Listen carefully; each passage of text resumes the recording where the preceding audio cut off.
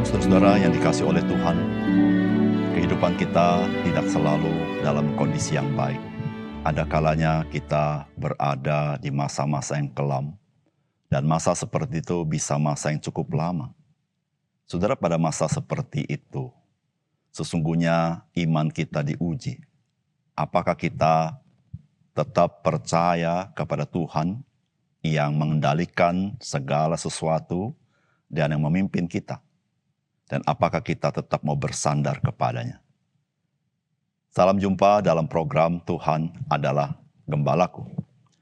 Saudara sadar atau tidak sadar, kita adalah orang-orang yang rentan tenggelam dengan situasi dan kondisi yang telah lama mencengkram kita. Kita ini bagaikan berada di dalam lumpur, sehingga apapun pergerakan kita, maka kita akan terus semakin tenggelam di dalamnya. Nah saudara, sesungguhnya Tuhan kita mengasihi kita. Dia tidak mau membiarkan kita terus hidup dalam tanpa pengharapan. Apalagi kita ditenggelamkan oleh situasi dan kondisi kehidupan kita. Saudara, selalu Tuhan memanggil kita keluar dari situasi dan kondisi yang mencengkram kita itu. Pertanyaannya adalah apakah kita mau percaya kepada Dia yang memanggil kita? Saudara, mari kita membaca Yesaya pasal 52 ayat 1 sampai 12. Terjagalah, terjagalah. Kenakanlah kekuatanmu seperti pakaian, hai Sion. Kenakanlah pakaian kehormatanmu, hai Yerusalem, kota yang kudus. Sebab tidak seorang pun yang tak bersunat atau yang najis akan masuk lagi ke dalammu. Kebaskanlah debu daripadamu, bangunlah, hai Yerusalem yang tertawan. Tanggalkanlah ikatan-ikatan dari lehermu, hai putri Sion yang tertawan. Sebab beginilah firman Tuhan, kamu dijual tanpa pembayaran, maka kamu akan ditebus tanpa pembayaran juga. Sebab beginilah firman Tuhan Allah, dahulu umatku berangkat ke Mesir untuk tinggal di situ sebagai orang asing. Lalu Asyur memeras dia tanpa alasan. Tetapi sekarang apakah lagi urusanku di sini? Demikianlah firman Tuhan. Umatku sudah dirampas begitu saja. Mereka yang berkuasa atas dia memenggahkan diri. Demikianlah firman Tuhan. Dan namaku terus dihujat sepanjang hari. Sebab itu umatku akan mengenal namaku. Dan pada waktu itu mereka akan mengerti bahwa akulah dia yang berbicara. Ya aku. Betapa indahnya kelihatan dari puncak bukit-bukit kedatangan pembawa berita yang mengabarkan berita damai dan memberitakan kabar baik yang mengabarkan berita selamat. Dan yang berkata kepada Sion, Allahmu itu Raja.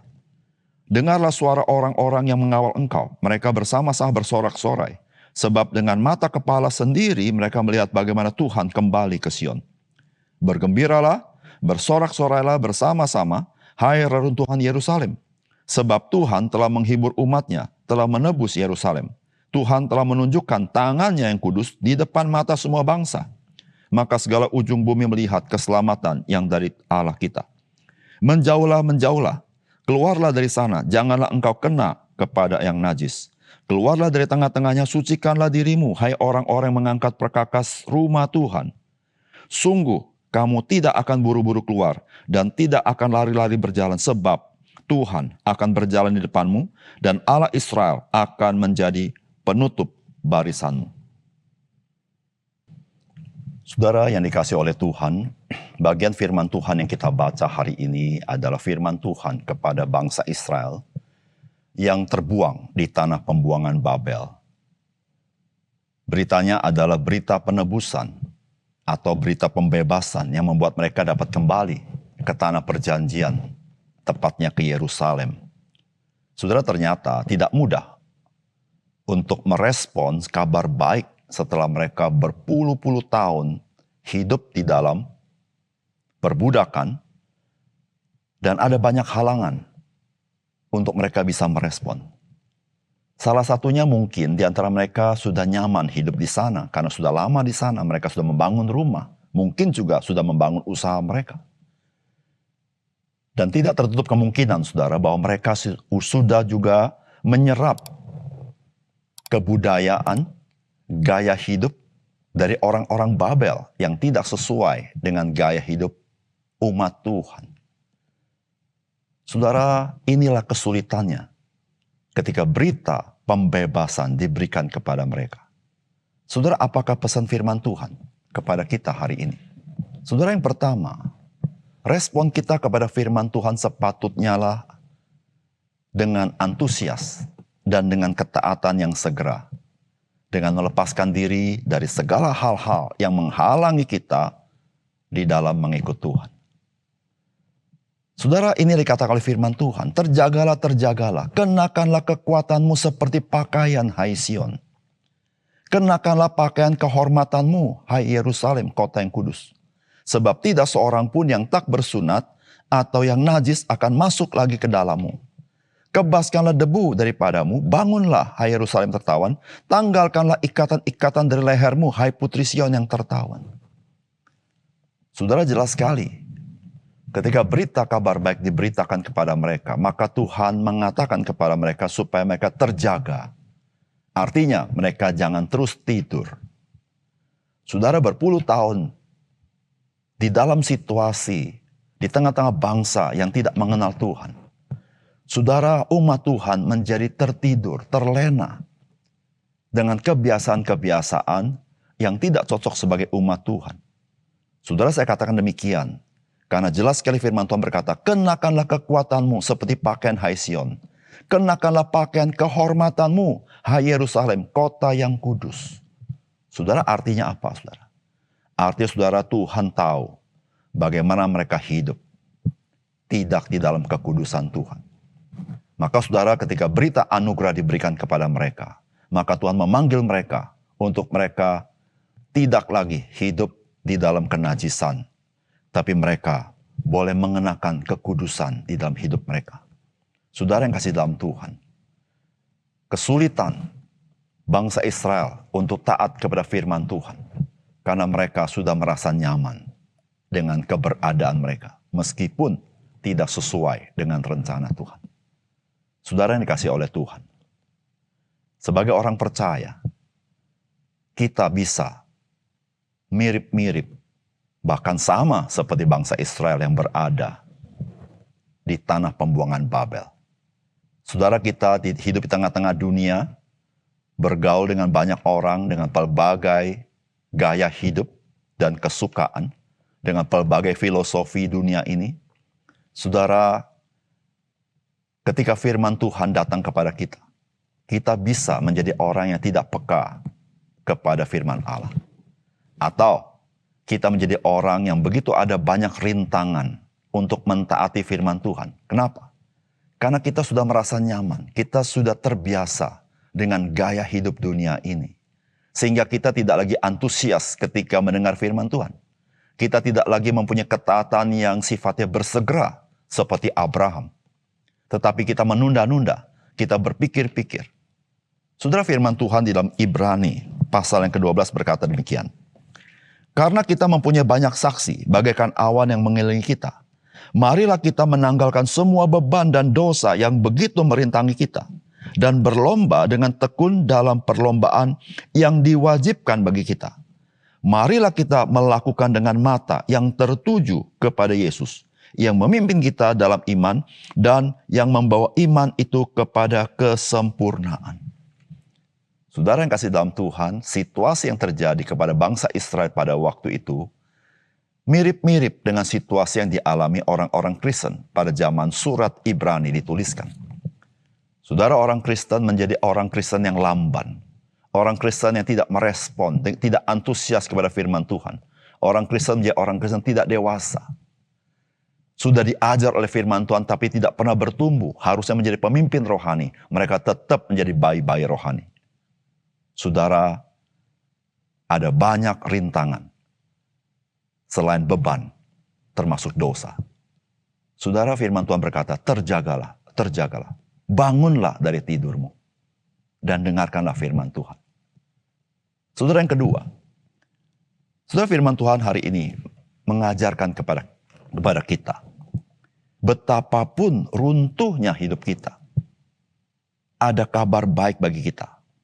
Bahwa Yesus Kristus yang bertahta Dia sanggup memerdekakan kita setelah ia melaksanakan karya penebusan di atas kayu salib. Saudara yang kasih dalam Tuhan, ketika berita kabar gembira disampaikan kepada umat Tuhan, Yerusalem masih dalam reruntuhan.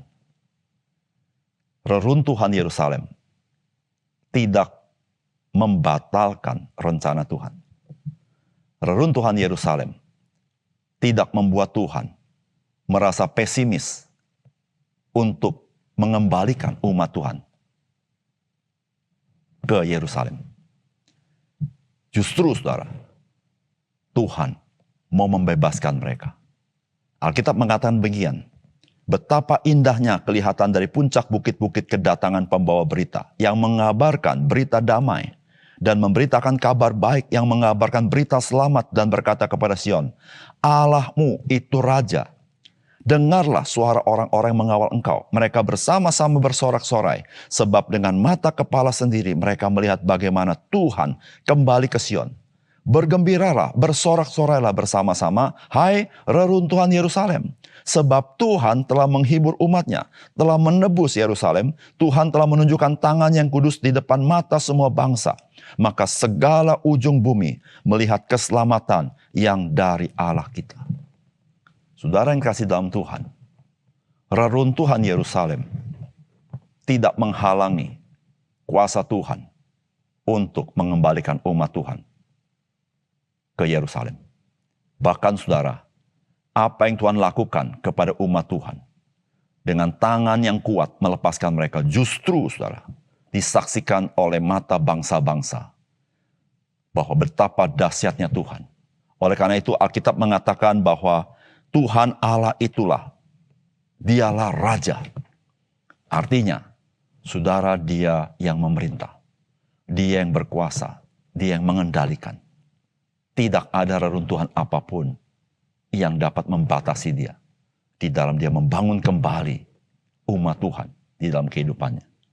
Saudara yang kasih dalam Tuhan, kehidupan kita sebagai orang percaya bisa saja dalam kondisi yang runtuh, dalam kondisi yang tidak ada harapan sepertinya. Karena begitu banyak pergumulan, begitu banyak rintangan, begitu banyak halangan. Tetapi saudara, ada kabar baik yang diberitakan dari firman Allah. Saudara, Yesus Kristus, dia adalah Raja di atas segala raja. Dia yang mengendalikan segala sesuatu. Dia telah ditinggikan dan segala kuasa diberikan kepada dia. Saudara yang kasih dalam Tuhan, betapapun runtuhnya hidup kita, rencana Tuhan tidak pernah tergantung semuanya itu. Saudara, yang perlu kita lakukan adalah, mari kita percaya kepada Tuhan. Saudara, ketika kita percaya kepadanya, dialah yang memimpin kehidupan kita. Maka kita berkata, orang-orang Israel yang keluar dari Babel tidak perlu terburu-buru kembali ke Yerusalem. Dan kalau kita baca dalam Alkitab, memang mereka tidak terburu-buru, tidak langsung semua kembali ke Yerusalem, sebagian demi sebagian. Alkitab mengatakan mengapa mereka tidak terlalu terburu-buru. Karena Tuhanlah yang memimpin mereka. Saudara yang kasih dalam Tuhan, Tuhan tidak pernah terburu-buru. Dia memimpin langkah kita, supaya langkah kita menjadi langkah yang mantap berjalan bersama Tuhan.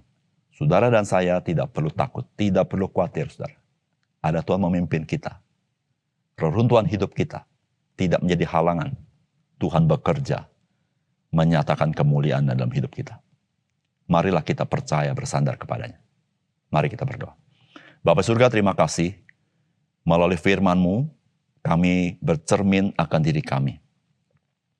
Seringkali ya Tuhan, kami juga merasa nyaman dengan hidup kami, dengan kebiasaan-kebiasaan dunia ini, sehingga kami menjadi orang tidak peka akan panggilan Tuhan, tidak peka kepada firman-Mu, tidak lagi sensitif kepada apa yang Tuhan mau sampaikan kepada kami. Seringkali ya Tuhan, reruntuhan hidup kami yang membuat kami menjadi putus asa, menjadi kami merasa tidak punya harapan, tidak ada jalan keluar. Tetapi Tuhan, terima kasih, reruntuhan hidup bukanlah halangan Tuhan bekerja dalam hidup kami menyatakan kemuliaan-Mu. Tuhan, terima kasih kami boleh mengenal Yesus Kristus. Engkau Raja di atas segala raja. Engkau yang memimpin, Engkau yang berkuasa, Engkau mengatur segala sesuatu. Ajar kami bersandar dan berserah kepadamu ya Tuhan. Dalam nama Tuhan Yesus kami berdoa. Amin.